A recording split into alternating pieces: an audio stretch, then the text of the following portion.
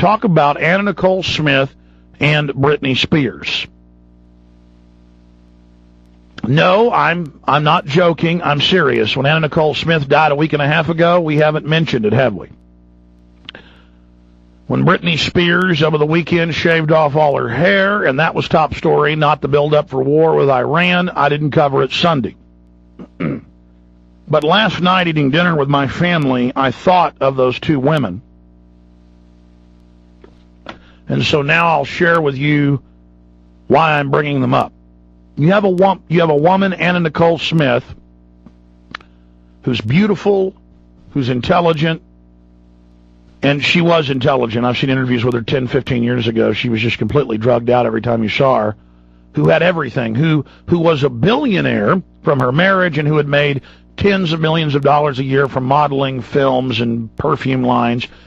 She had a healthy, happy son. She'd had a new daughter. Her son died, obviously, of drugs. She died of drugs or foul play, who knows, with the people she was running with.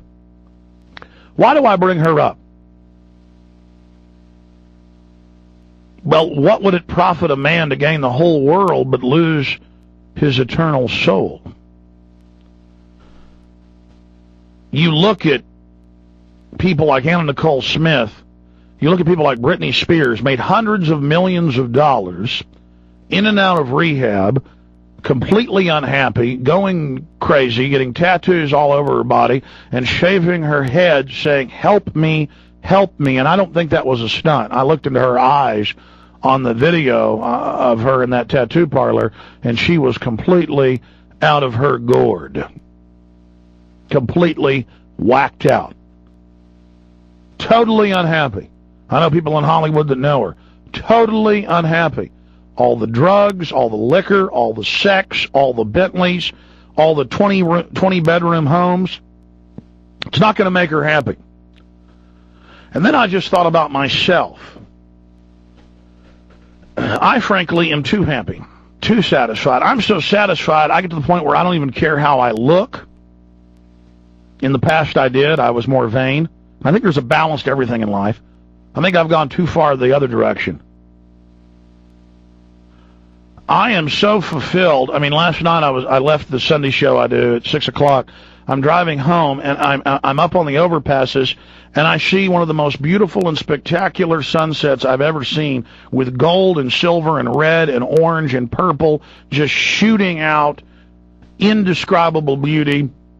And the green trees and just the glint of the cars and the highway. And I thought, here I am driving 70 miles an hour, this feeling of exhilaration on an open road with almost no traffic. And there's blackbirds, grackles, and starlings and clouds in the skies. And I rolled down the windows and felt the 60-degree air just wash over me. And I just was thanking God. I mean, last night it was a beautiful night sky, dotted clouds like popcorn, and stars and planets, and I was walking around outside in the cold, dew-lit grass. I was just carrying the trash out, and it was just such a blessing to even be alive and to see all of this, and to be able to go to the woods and sit on a blanket with binoculars and watch gophers dig out their holes, and squirrels and eagles land in a tree, and owls and robins. And to just, I mean, we are so blessed. There is so much good in the world. But last night at about 7 o'clock, I sat down to have dinner with my wife and children, and I looked at their glowing, happy, innocent faces, looked like cherubs. And they were eating with gusto and happy, and their eyes were alive with life force and electricity. And I looked at my beautiful wife, and then after dinner, my children were making up songs for like an hour, singing, and they were playing with Legos and building Tyrannosaurus Rexes. You know, my 2-year-old with Legos just built something that looked just like a Tyrannosaurus and said, look, and my son was building rockets, and they were building cities with blocks, and it was just, and they were singing, making up these funny songs, and they were so happy. And I just thought, God has just blessed all of us so much. I know myself more than most. And I just am completely humbled and blown away, and it makes me just feel like dirty rags compared to God's incredible creation and what He's given us. And then I just thought about how sad Anna Nicole Smith is. I thought about how sad Britney Spears is. I thought about all these rich and powerful people that I've had a chance to get to know, and how so many times they're completely unhappy unless they're into whatever issue it fulfills them, trying to save the environment or trying to stand up for sovereignty or being informed about 9/11.